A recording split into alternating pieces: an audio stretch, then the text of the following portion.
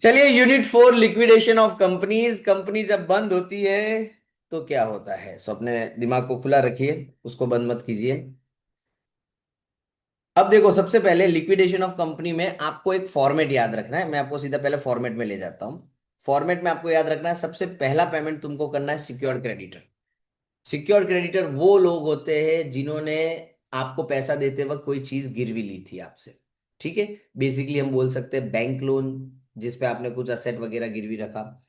Second, आपको payment करना है लिक्विडेटर के एक्सपेंस का। जो बंदा आपका ये काम करने के लिए कोर्ट ने अपॉइंट किया है कि जाओ इस कंपनी को बंद कराओ, वो अपना खर्चा पानी तो ले गई, और उसको भी पता है बाद में पैसे नहीं बचे तो मुझे तो कुछ मिलेगा नहीं। तो सेकंड नंबर पे लिक्विडेटर अपना पैसा साइड में कर देगा। थर्ड नंबर लगेगा प्रेफरेंशियल क्रेडिटर का। सर ये कौन से वाले क्रेडिटर है? और ये थियरी में पूछा जाता है। What do you mean by preferential creditor, तो मैं आपको समझा देता हूं। Preferential creditor is a creditor with legal right to be paid before other creditor। मतलब ये वो लोग होते हैं जिनको दूसरे क्रेडिटरों से पहले पेमेंट लेने का अधिकार है कंपनी से। एक होता है आपका नॉर्मली सन्ड्री क्रेडिटर, और एक होगा आपका प्रेफरेंशियल क्रेडिटर। तो पहले पैसा हमेशा प्रेफरेंशियल वाला ले जाएगा, इसलिए उसका नाम ही प्रेफरेंशियल पड़ा, कि उसको फर्स्ट प्रेफरेंस पे पेमेंट करना है। In the event of insolvency and bankruptcy, जब कंपनी बंद हो जाती है तो इनके पास पहला राइट होता है। इन क्रेडिटरों के पास एक प्रायोरिटी स्टेटस होता है, which means they are to be paid first. Common example अगर मैं बताऊं तो टैक्स अथॉरिटीज, एम्प्लॉइज जिनका कोई वेजिस का पेमेंट हो, कोई हॉलीडे का पेमेंट हो, इनको प्रेफरेंशियल क्रेडिटर कहा जाएगा। ये भी पड़े हुए तो करंट लाइबिलिटी में ही होते हैं। आउटस्टैंडिंग सैलरी करके, आउटस्टैंडिंग इनकम टैक्स का पेमेंट हो गया, या फिर कोई हॉलीडे पेमेंट इनका बाकी हो गया। तो नॉर्मल क्रेडिटर की कंपेयर में इनको सबसे पहले पेमेंट करना होता है, इसलिए इनका नाम रखा गया है प्रेफरेंशियल क्रेडिटर। सो तीसरे नंबर पे आपको प्रेफरेंशियल का पेमेंट करना है। चौथा नंबर लगेगा डिबेंचर होल्डर का। और जब डिबेंचर होल्डर को पेमेंट करोगे तो साथ में ब्याज का भी कर देना है, कुछ भी बाकी नहीं रखना है। जितना डिबेंचर होल्डर मांग रहा है ना, सब देना पड़ेगा।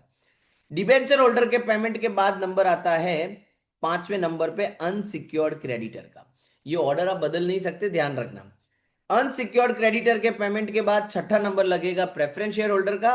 और लास्ट में कुछ बचा तो इक्विटी वाले कटोरा लेके खड़े हैं, उनको दे देने का। 7 नंबर पे इक्विटी वालों को पेमेंट करने का। बस ये पेमेंट का ऑर्डर है अपना। और आपके पास कितने पैसे हैं और कितने असेट बेचने से आए, वो आपको रिसिप्ट में लिख लेना है। फिर उसी पैसों से लिक्विडेटर क्या करेगा? लाइबिलिटीज का पेमेंट करना शुरू कर देगा। ठीक है। ये सिंपल कॉन्सेप्ट है लिक्विडेटर का। अब इसको इंप्लीमेंट करके देख लेते हैं, बहुत ही इजी है। ये आपको कंपनी की बैलेंस शीट दी हुई है। ओके। और एडिशनल इंफॉर्मेशन में लिखा है। अच्छा, एडिशनल इंफॉर्मेशन को भी छोड़ो, आप एक काम करना है इसमें, जो ऑर्डर नक्की किया ना उसके हिसाब से पेमेंट करना शुरू कर देते हैं। चलो, पहले नंबर पे किसका नंबर लगता है? सिक्योर्ड वाले का। ढूंढो, सिक्योर्ड कहीं दिख रहा है? देखो यहां लिखा हुआ है पहले पॉइंट में। क्रेडिटर में एक लोन है 2.5 लाख रुपए का, जो कि सिक्योर्ड है किसके सामने? लैंड बिल्डिंग के सामने। अब देखो ऊपर मेरे पास टोटल क्रेडिटर कितने हैं? 725। तब यहां पे हमें क्रेडिटर को बाइफरकेट कर देना पड़ेगा। क्रेडिटर में इन्होंने सिक्योर्ड भी डाल दिया है। सिक्योर्ड कितना डाला? 250। फिर लिखा है इसी क्रेडिटर में एक प्रेफरेंशियल क्रेडिटर्स भी है, तो इसको भी अलग कर देते हैं। प्रेफरेंशियल क्रेडिटर कितने के हैं? और जो बच गए उसको हम कहते हैं अनसिक्योर्ड क्रेडिटर। फाइंड आउट करो कितना बचेगा। 750 में से 250 माइनस करना है एंड 75 माइनस करना है। तो 4 लाख के मेरे क्या हो गए? Unsecured creditor. हमने पहले ही इंफॉर्मेशन को बाइफरकेट कर दिया। अब सिक्योर्ड मुझे पता है 2.5 लाख वाले है। आप देखो, यहां पे मैंने पहला पेमेंट किसको कर दिया? सिक्योर्ड वाले को कर दिया, 2,50,000 का। ठीक है। अच्छा, पेमेंट करने से पहले एक और चीज कर लो, रोकड़ा कितना पड़ा है वो भी तो नक्की कर लो। फिर पैसा ही नहीं होगा तो पैसा दोगे कैसे? तो रोकड़ा कहां से मिलेगा? एक तो आपके पास पहले से रोकड़ा पड़ा होगा, कैश 1,50,000 का, वो तो मेरा ही है। तो वो मैं यहाँ लिख लेता हूँ, मेरे पास कैश पड़ा है 1,50,000 का। फिर आप क्वेश्चन में ध्यान से देखोगे तो आपने बहुत सारी चीजें बेची है। पेटेंट बेचे, स्टॉक बेचा, बिल्डिंग बेची, डेटर बेचे, मशीन बेचे, सबका टोटल बारो कितना रोकड़ा आया तुम्हारे पास? 6 4 10 10 20। 24,50,000, वो भी मैंने रिसिप्ट में लिख लिया। अब टोटल करके देखो तो 26 लाख रुपया आपके पास पड़ा है ऑन हैंड। अब ध्यान रखना 26 लाख को वापरना है। ये जस्ट लाइक पीस मील डिस्ट्रीब्यूशन जैसी फीलिंग देगा तुमको, पर वो पार्टनरशिप के लिए होता है और यहाँ पे हम कंपनी की बात कर रहे हैं। चलो, 26 लाख में से मैंने इसका पेमेंट तो कर दिया, अभी भी पैसे तो पड़े हैं ना अपने पास। 250 अगर मैं निकाल भी दूं तो रफली 2350 आपके पास अवेलेबल है। अगला नंबर किसका लगता है? लिक्विडेटर का। चेक करो लिक्विडेटर को क्या देना है, क्वेश्चन में मेंशन होगा 5वें नंबर के पॉइंट में। लिक्विडेटर को असेट से जो पैसा आया उसका 3%, और अनसिक्योर्ड क्रेडिटर को जो आप पैसा दोगे उसका 2%। तो असेट वाला तो पड़ा है ना मेरे पास, 24,50,000 का 2% कर दो, सॉरी 3%। चलो, लिक्विडेटर की एक अमाउंट आ गई मेरे पास 73,500। लिक्विडेटर अपना पूरा पैसा पहले साइड में लेगा। और देखो कहीं पे, ये देखो एक लिक्विडेटर का एक्सपेंस दिया है 54,500 का। लिक्विडेटर ने जो पैसा खर्च किया है वो भी उसको देना पड़ेगा। ये मैंने लिक्विडेटर का पेमेंट भी लिख लिया। अब एक ही इंफॉर्मेशन कैलकुलेट करनी बाकी है, 2% on amount distributed to unsecured creditor. ये बाद में करेंगे, जब अनसिक्योर्ड क्रेडिटर को पेमेंट कर लेंगे ना तब 2% हम कैलकुलेट कर लेंगे। ठीक है, चलो, लिक्विडेटर हो गया। उसके बाद अगला नंबर प्रेफरेंशियल। प्रेफरेंशियल है हमारे पास, देखो बाइफरकेट करके रखे थे 75,000। चलो, प्रेफरेंशियरों को 75 दे दिए मैंने। प्रेफरेंशियल के पेमेंट करने के बाद अगला नंबर लगता है डिबेंचर का। चेक करो डिबेंचर से ऊपर देखो मिलेंगे आपको डिबेंचर, कितने के थे और उनका ब्याज कितना है? 25,000। तो टोटल कितना हो गया? 5,25,000। डिबेंचरों को भी पेमेंट कर दिया। देखो मुझे एक रफ आइडिया आ रहा है, 26 लाख पड़े थे उसमें से अभी देखो इतनी कोई बड़ी अमाउंट पे भी नहीं हुई, 2.5 लाख हुआ है। लिक्विडेटर के 2 हो गए, प्रेफरेंस शेयर का 75, डिबेंचर होल्डर के 5,25, मतलब अभी भी पैसा पड़ा है। डिबेंचर होल्डर के बाद अगला नंबर किसका लगता है? और अनसिक्योर्ड की अमाउंट हमने निकाल के रखी थी, ये देखो 4 लाख। चलो ये भी दे दिया मैंने। अच्छा, अनसिक्योर्ड आ गया तो अब वो लिक्विडेटर का 2% भी निकाल देते हैं अपने। 4 लाख का 2% कितना हुआ? 8,000। ये लिक्विडेटर को दे दिया। कहां से आया? क्वेश्चन में बोला था 3% उसको असेट रियलाइजेशन का देना है, 2% on unsecured creditor other than preferential, मतलब सादे वाले अनसिक्योर्ड के पेमेंट का 2% लिक्विडेटर ले जाएगा। यहां तक clear? Preference share unsecured creditor को पेमेंट करने के बाद अगला नंबर किसका लगता है? प्रेफरेंस शेयर होल्डर का। अब पैसा चेक कर लेते हैं एक बार, कैलसी में टोटल मारो जरा, कितना वापर लिया हमने? 250 plus 136 plus 75 plus 525 plus 4 lakh, और हमारे पास टोटल कितना था? 26 लाख। 26 लाख में से माइनस करके देखो कितना बच रहा है? 12,14,000 रुपए अभी भी मेरे पास पड़े हैं और अगला पेमेंट करना है प्रेफरेंस शेयर को। चेक करते हैं प्रेफरेंस शेयर कितने हैं। आपके पास 12 लाख समथिंग पड़ा है, मतलब इसका पेमेंट मैं कर सकता हूं। लेकिन अकेला प्रेफरेंस नहीं होगा, प्रेफरेंस का डिविडेंड बाकी है तो वो भी देना पड़ेगा। पॉइंट नंबर 2 में बोला डिविडेंड कितने साल का बाकी है, तो ऊपर देखो 10 लाख का 6% कितना होगा? 60,000 होगा। 2 साल का बाकी है, तो 1,20,000 रुपए का डिविडेंड बाकी है। तो 10 लाख रुपए प्रेफरेंस शेयर का रोकड़ा, और 1,20,000 हम क्या देंगे उनको? उनके डिविडेंड का। और हमारे पास पैसा पड़ा है, तो आप देखो मैंने ये पेमेंट भी कर दिया। अब देखो कितना बचा है आपके पास, 12 लाख समथिंग था, 90। अब तुम्हारे पास सिर्फ 94,000 रुपीज कैश अवेलेबल है। किसका पेमेंट बाकी रह गया? इक्विटी का पेमेंट तो देखो जरा कितना सारा है। दो दो इक्विटी है मेरे पास। 15,000 वालों को 9 लाख है और 5,000 वालों का कितना है? 375। आपके पास कितने बचे? 94। किसको दोगे मुझे बताओ? 15 वाले को दोगे कि 5 वाले को दोगे? किसका रेशियो? लेकिन शेयर का रेशियो करते वक्त खास ध्यान रखना है, प्राइस भी सेम होनी चाहिए। अगर एक 100 रुपए वाला है और एक 10 रुपए वाला है तो गड़बड़ हो जाएगी, तो फिर सेम रेशियो नहीं चलेगा। ठीक है, तब हम रेशियो कैसे निकालेंगे हम देखेंगे। अब यहाँ पे तो मुझे पता चल गया 15 और 5 के रेशियो में हमको कैलकुलेट करना है। अब यहाँ पे मैं जो आपको चीज समझा रहा हूं वो ध्यान से देखना। यहाँ पे लिखा था 60 रुपीज पेड अप, और यहाँ पे लिखा हुआ है 75 पेड अप। मतलब 15,000 वालों ने अभी तक 60 ही पे किए, 40 रुपए की फाइनल कॉल बाकी है।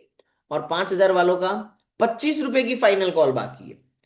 और अगर यहां पे पैसा कम पड़ रहा होता तो इक्विटी वालों को अपने घर से लाना पड़ता। कितना लाते? जितना उनका बाकी था। ठीक है। अब इस कॉन्सेप्ट को कहा जाता है कैपिटल डेफिसिट कॉन्सेप्ट। कैसे कैलकुलेट करना है, ध्यान देना यहां पे। आपने अभी तक टोटल कितना पे कर चुके हो सब कुछ मिला के? 12 लाख। सॉरी, कितना पे करना है इक्विटी का मिला के? 1275। 1275 कहां से आया पता है ना? ये 9 लाख पहले वाले के, 375 इसके। दो लोगों को पेमेंट करना है, 12,75,000 हमको पे करना है। आपके पास रोकड़ा कितना पड़ा है खाली? आपको पास कितना पैसा कम पड़ रहा है? जो पैसा कम पड़ रहा है उसको कहते हैं कैपिटल डेफिसिट। 11,81,000 रुपीज आपको और चाहिए अगर आप इक्विटी को पेमेंट करना चाहते हो तो। बट यहां पे पैसा आप कहीं से ला नहीं सकते बाहर से। आपको अब ये 11,21,000 की जो कैपिटल डेफिसिट है वो अपने दोनों शेयर होल्डर में 3:1 में बांट देनी है। करो 11,81,000 को 3:1 में।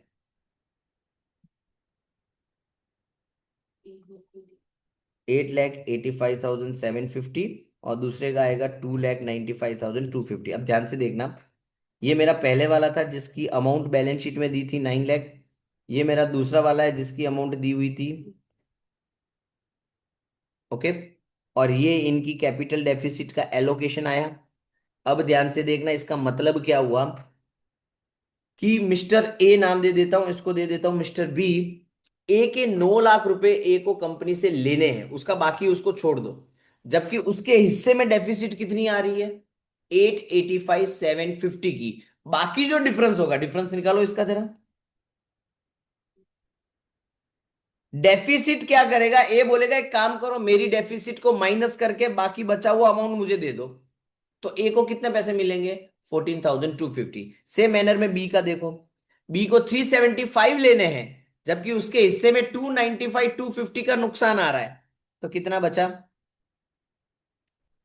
79,750। बी बोलता है मुझे मेरा 79,750 दे दो, बात खत्म करो। और इन दोनों का टोटल करो, 94 ही आएगा, देख लेना। क्योंकि आपके पास बचा 94 ही था। तो ए को कितना गया? 14,250। और बी को कितना गया? 79,750। ध्यान रखना, 94 को सीधा सीधा 3:1 में मत बांट देना। आपको कैपिटल डेफिसिट निकालनी पड़ेगी, कैपिटल डेफिसिट का एलोकेशन करना पड़ेगा। अब देखो इसके अंदर जोरदार क्या होगा। सर ये वाली अमाउंट जो है ये ज्यादा होती तो? ये 885 कंपेयर टू ओरिजिनल अमाउंट कम अमाउंट है। ये 1085 होता तो ए को पैसे लाने पड़ते। और सेम मैनर में बी में भी ऐसा होता तो बी को भी पैसे लाने पड़ते। ठीक है। चलो तो हम ये यहां लिख लेते हैं। जो हमारे पास पैसा बचा था, आप देख सकते हो यहाँ पे मैंने लिख लिया 14,250 ए का, 79,750 बी का। हमने इनको नाम दिया था ए और बी। और अब आपका रिसिप्ट एंड पेमेंट अकाउंट यहाँ पे क्या हो जाता है? टैली हो जाता है। वैसे देखा जाए तो बहुत इजी है, बस पेमेंट का ऑर्डर आपको याद रखना है। ठीक है। चलो ये कैपिटल डेफिसिट वाला कॉन्सेप्ट जो है वो मैं एक बार और आपको समझाता हूँ। आई होप सो इसमें माइनस में आए तो ज्यादा अच्छा है। इसमें नहीं आ रहा है।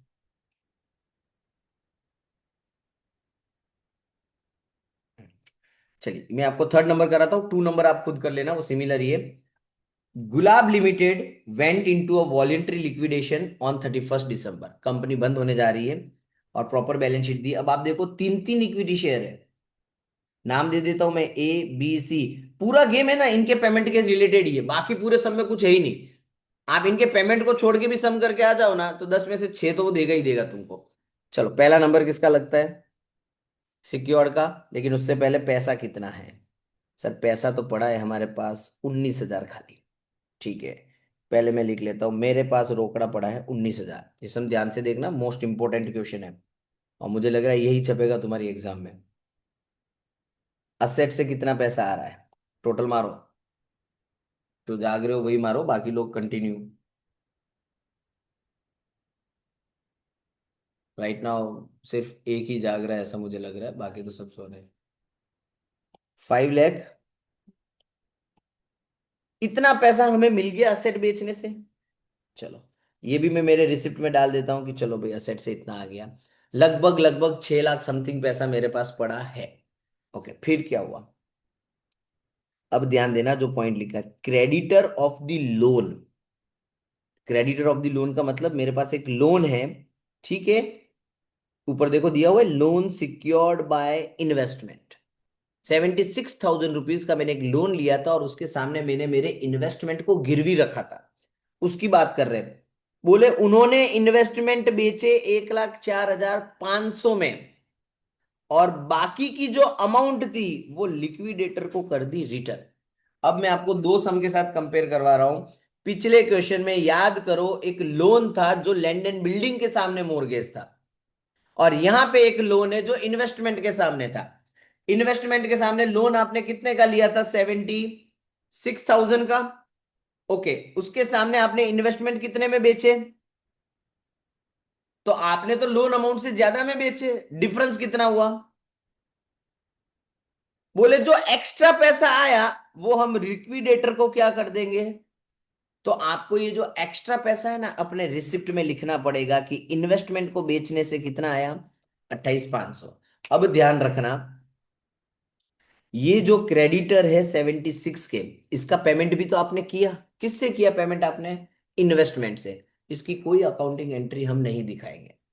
अब लॉजिकली एंड टेक्निकली समझना, अगर मैं इन्वेस्टमेंट को लिखता हूं किसमें, असेट रियलाइज में, मैं अलग से नहीं बेचता हूं, और असेट रियलाइज में मैं ऐसा लिखता हूं 1,04,500।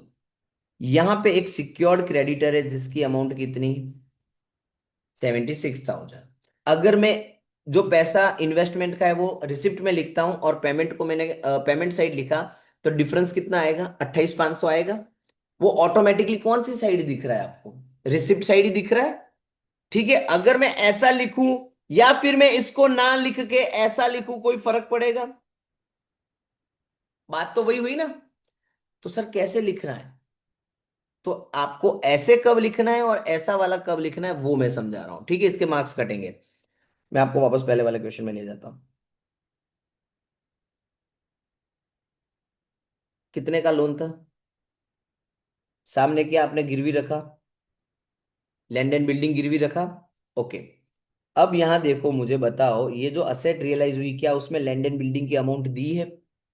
अगर असेट रियलाइजेशन में आपको लैंड एंड बिल्डिंग की अमाउंट दी है, वो लैंड एंड बिल्डिंग जो आपने गिरवी रखा था, ठीक है, तो आपको अलग से कुछ भी नहीं करना है। इसको असेट रियलाइज में लिख लो और इसको पेमेंट में डाल दो, ऑटोमेटिकली हो गया। मतलब क्या किया हमने, ये 6 लाख रुपए असेट रियलाइज में आ गए, 250 इधर आ गए, ठीक है।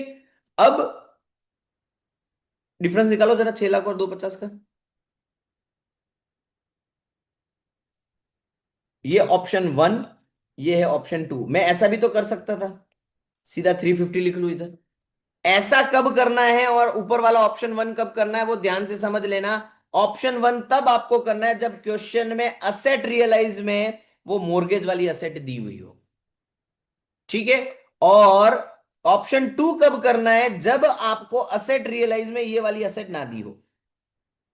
अब जाओ, जाके लेके जाता हूं आपको क्वेश्चन नंबर 3 में जो हम कर रहे हैं, उसमें मुझे बताओ, यहां कहां असेट रियलाइज में इन्वेस्टमेंट दिया था? नहीं दिया था। और जब इन्वेस्टमेंट नहीं दिया है और वो गिरवी रखा हुआ है, तो डायरेक्टली डिफरेंस अमाउंट लिखना है तुम।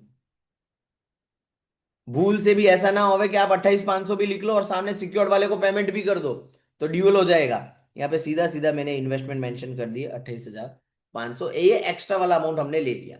और समझो उसका पेमेंट हो चुका है, डायरेक्टली बारंबार उसका पेमेंट कर दिया आपने क्रेडिटर का। क्लियर हुआ ये पॉइंट? ध्यान से समझ लेना, ना हो तो वीडियो को 3 बार रिवाइंड करके देख लेना। चलिए, अब पेमेंट करना शुरू करते हैं। अपने अपने पास पैसा आ चुका है, मेरे पास ये 3 अमाउंट राइट नाउ अवेलेबल है। सबसे पहला पेमेंट मुझे करना है सिक्योर्ड का, तो मुझे पहले ढूंढना पड़ेगा कहीं पे कोई सिक्योर्ड है।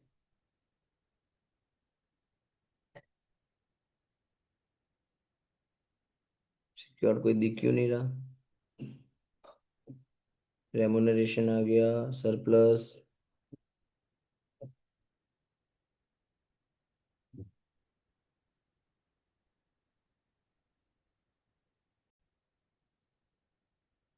चलिए, क्वेश्चन में सिक्योर्ड है ही नहीं, एक सिक्योर्ड था हमारे पास जिसको हमने बारंबार इन्वेस्टमेंट से पेमेंट कर दिया है। अभी मैंने आपको वही समझाया था कि उसको लिखने की जरूरत नहीं है, ये प्रिंटिंग एरर है, इसको मैं यहाँ से हटा देता हूँ। सिक्योर्ड क्रेडिटर है ही नहीं।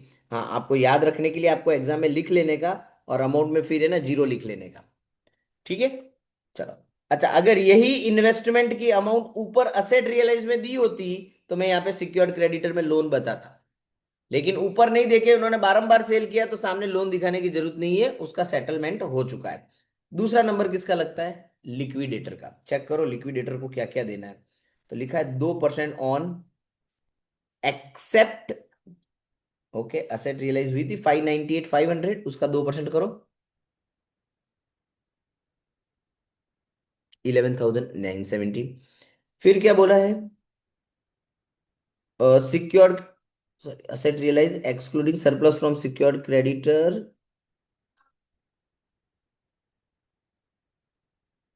3% on amount distributed to unsecured creditor. ये अभी अब अनसिक्योर्ड क्रेडिटर कैलकुलेट करेंगे तब इसका 3% आ जाएगा। और लिक्विडेशन का खर्चा कितना हुआ? 12,540, वो मैंने लिख लिया। सो दो चीजें लिख ली, एक क्रेडिटर वाला पेमेंट बाकी है, उसका रेमुनरेशन वो अपने बाद में देख लेंगे। चलो, लिक्विडेटर हो गया। लिक्विडेटर के बाद किसका नंबर लगता है? तो क्वेश्चन में देखो लिखा है कि सन्ड्री क्रेडिटर में प्रेफरेंशियल आपके 47,500 के।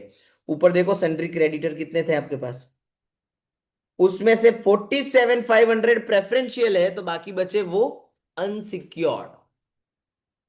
कितना आया अनसिक्योर्ड?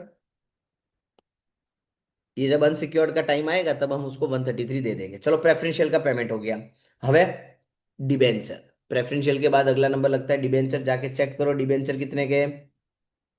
ओके, उनका ब्याज कितना बाकी। अब ध्यान देना यहाँ पे थोड़ा, डिबेंचर लिखा, डिबेंचर का ब्याज लिखा। अब आपको ये देखना है कि डिबेंचर होल्डर को पेमेंट कब किया। 30 जून को। पिछले क्वेश्चन में कुछ दिया नहीं था, तो जिस दिन कंपनी बंद हुई उसी दिन क्लोज। अब यहाँ पे आपने उनको साल शुरू होने के 3 महीने बाद पेमेंट किया, तो 3 महीनों का इंटरेस्ट भी मांगेगा ये। तो चलो, 3 महीनों का इंटरेस्ट निकाल दो। 1,90,000 का 10% इंटू 3/12।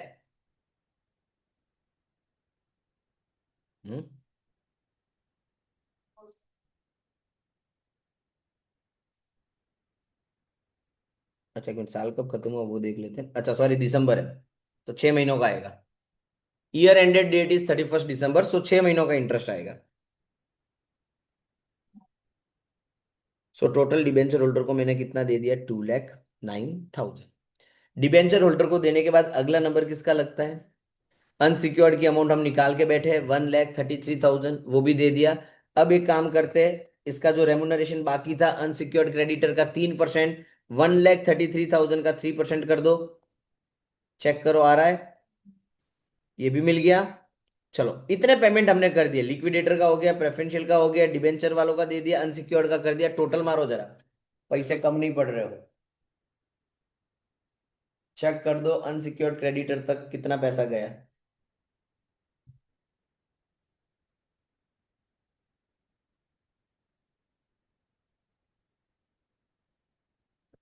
बोलो। 4,18,000। ओके, नहीं पर टोटल कितना था कैश?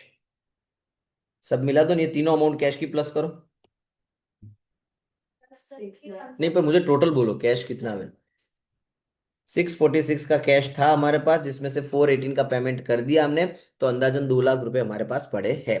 चलो देखते हैं नेक्स्ट पेमेंट किसका आएगा। अनसिक्योर्ड के बाद नंबर किसका लगता है? प्रेफरेंस शेयर का। ठीक है, चलो प्रेफरेंस शेयर पड़े हमारे पास। यस। अच्छा सॉरी, इसमें दो ही की इक्विटी थी ना, ये तो प्रेफरेंस है। प्रेफरेंस शेयर 1,90,000 के। कोई डिविडेंड की बात की है कि भाई कोई पैसा बाकी है डिविडेंड का? देखो कहीं पे भी नहीं बोला डिविडेंड का, तो नहीं देने का। अच्छा, कितना अमाउंट था? 1,90। हमारे पास 2 लाख समथिंग पड़े, 1,90 मैंने प्रेफरेंस शेयर को दे दिया। चलो, कितना बचा पैसा अब? ये 646 में से 418 का पेमेंट किया, 1,90 का मैंने और कर दिया, 30। आपके पास बचे सिर्फ कितने? 38,000। अब ये पैसा किसको जाने वाला है? इक्विटी शेयर होल्डर का। बट सीधा सीधा नहीं जाएगा, आपको क्या करना पड़ेगा? कैपिटल डेफिसिट कैलकुलेट करनी पड़ेगी। तो चलो, वापस कैलकुलेट करते हैं। टोटल अमाउंट हमको इक्विटी वाले को कितना देना है पहले वो चेक कर लेते हैं। इसके 342 और इसके 152 टोटल मारो, लास्ट में भी यही बच गया है।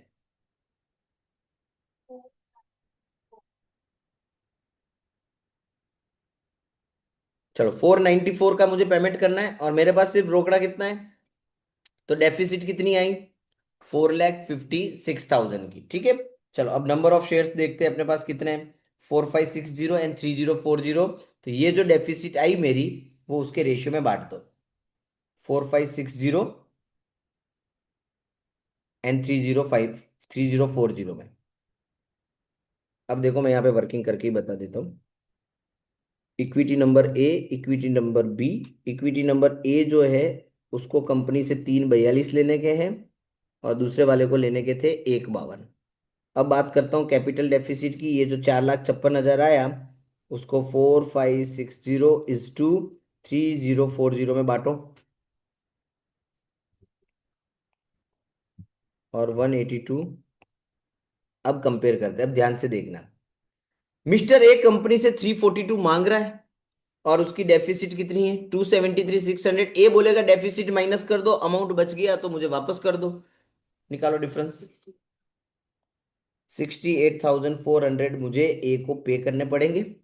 बी में उल्टा हो रहा है, बी में डेफिसिट ज्यादा है जबकि उसको लेने कम है, तो बी को पैसे लाने पड़ेंगे। यहां पे डिफरेंस निकालो।